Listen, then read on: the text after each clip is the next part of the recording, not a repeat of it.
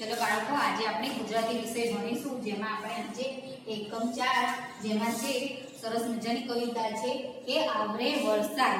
તો આપણે સરસ મજાની કવિતા કહીશ તે તમારે સાંભળવાની છે.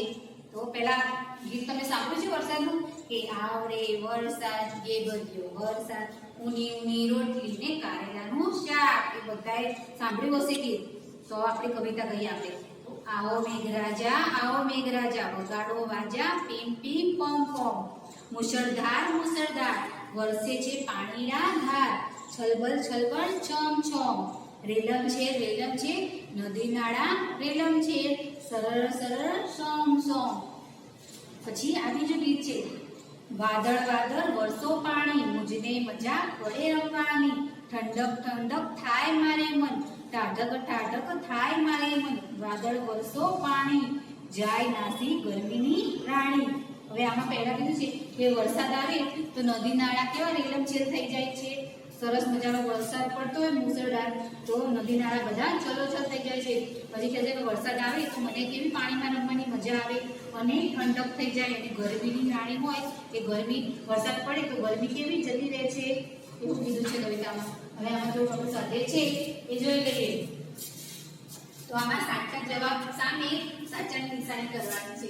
તો પહેલા છે કે રોટલી સાથે શાનું શાક ખાવાની મજા. રોટલી જોડે શેનું શાક ખાવાની મજા? ભીંડાનું, કારેલાનું કે કોબીજનું? તો કારેલાનું. તેમાં આપણે સાચું કરવાનું છે. પછી કેવી રોટલી ખાવાની મજા પડે છે? કેવી? ઠંડી મોટી કે ઊની. પેલામાં જોયું ને આપણે આવરે વરસાદ, દીપોરિયો વરસાદ, તો ઊની રોટલી. તો શું હશે? ઊની. તો આમાં આપણે સાચું કરવાનું છે. પછી છે કે વાદળને શું વરસવાનું કહે છે? પાણી, બહાર કે ટાઢક? શું વરસવાનું કહે છે? પાણી. તો પાણી લખ્યું છે ત્યાં સાચું કરવાનું છે. પછી છે વરસાદ આવે તો કોની રાણી નાસી જાય છે? વરસાદ આવે તો શું નાસી જાય?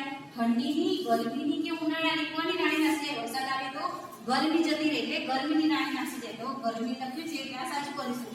પછી છે કે વરસાદ આવે તો નદી નાળા શું થઈ જાય છે? ખાલી થઈ જાય, રેલમછેલ થઈ જાય કે સુકાઈ જાય? શું થાય? વરસાદ આવે તો નદી નાળા રેલમછેલ થઈ જાય. તો રેલમછેલ લખ્યું છે ત્યાં સાચું કરીશું. પછી અહીંયા ઉપર એક વર્ષમાં આપેલા મૂળાક્ષર જેવા મૂળાક્ષર શોધી તેના પર સોલ્વ કરો. આની પહેલા આપણે શીખ્યા હતા કે અહીંયા મૂળાક્ષર આપતા હતા અને અહીંયા છૂટે મૂળાક્ષર આપતા હતા કે જ્યાં મૂળાક્ષર હોય ત્યાં આપણે બોલ મીઠું કરવાનું છે. અને આમાં શબ્દો આપ્યા છે, એ શબ્દો ઉપર જ્યાં આ મૂળાક્ષર આવે ત્યાં આપણે બોલ કરવાનું છે. તો આ પહેલો મૂળાક્ષર શું છે? તો સ છે. તો હવે આ જ્યાં આપણે સ દેખાય ત્યાં આપણે બોલ મીઠું કરવાનું છે. તો પહેલા શબ્દમાં ક્યાં સ છે? અહીંયા કરવાનું. પછી છે અહીંયા, પછી આ રહ્યો અને અહીંયા. એવી રીતે નીચે ર. તો જ્યાં ર આવે ત્યાં ગોલ મીંડું કરી દેવાનું છે. અહીંયા છે ર, સરસ, નગર અને રસમ. પછી છે ત.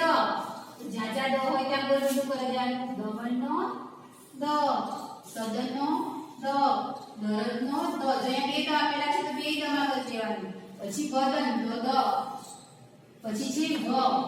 તો અહીંયા પર જ્યાં વ હોય ત્યાં બોલ મીઠું કરી દેવાનું. તો વજન વ. પછી વરસ, પછી વમન અને ગવન. એટલે હવે ખોટા મૂળાક્ષર મૂકવાના છે. આમાં આ શબ્દો આપે છે એમાં જે ખૂટે એમાંથી આમાંથી જોઈને મૂકવાના છે. વ, ર, સ, દ. આ ચારેય મૂળાક્ષરનો ઉપયોગ કરીને આપણે આ શબ્દ પૂરા કરવાના છે. તો એને જે ખાલી જગ્યા ડ, તો શું હશે? વ, ડ. પછી છે વા, ખાલી જગ્યા વા, તો શું હશે? દ, વા. એને તો લખીશું. પછી આવશે ખાલી જગ્યા મ, ગ, ડુ, તો શું? ર મૂકવાનો એટલે ર, મ, ગ, ડુ. પછી ખાલી જગ્યા ડો, તો શું મૂકવાની? દ એટલે દ, ડો. પછી છે વા, ખાલી જગ્યા અણ, તો શું મૂકવાનું? દ. તો વા, દ, અળ. આ ચારમાંથી જ મૂકવાનો કોઈ પણ અક્ષર. ખાલી જગ્યા હાણ, તો વ, હાણ. પછી ખાલી જગ્યા ર, વાજો, તો દ, ર, વાજો. ર મૂકવાની આવે. પછી ખાલી જગ્યા કાવી, તો ર મૂકવાનું એટલે ર, કાવી. પછી પા, ખાલી જગ્યા ડો, તો અહીંયા વ આવશે. પા, વ, ડો. પછી બ, ખાલી જગ્યા, બ, સ મૂકવાનું. બ, સ. પછી ના, ખાલી જગ્યા ટી, તો શું આવશે? વ મૂકવાનું એટલે ના ડી પછી દ ખાલી જગ્યા જી તો શું આવશે ર કરતે દ ર જી એમ શબ્દ બનશે પછી છે મો ખાલી જગ્યા તો મો ર મૂકી દેવાનું એટલે મોર પછી ખાલી જગ્યા સોલું તો સો મૂકી દેવાનું સ સોલું પછી છે કા ખાલી જગ્યા ર તો કા ર મૂકી દેવાનું એટલે કા ર પછી ખાલી જગ્યા સ તો ર મૂકી દેવાનું એટલે રસ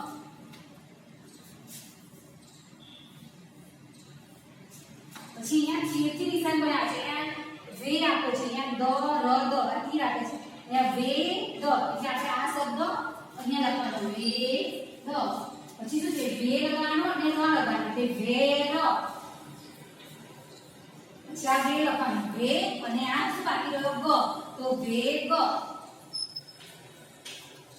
સમજણ પડી ગઈ હવે આ બધું તમારે તમારી નોટબુકમાં સરસ અક્ષરમાં લખવાનું છે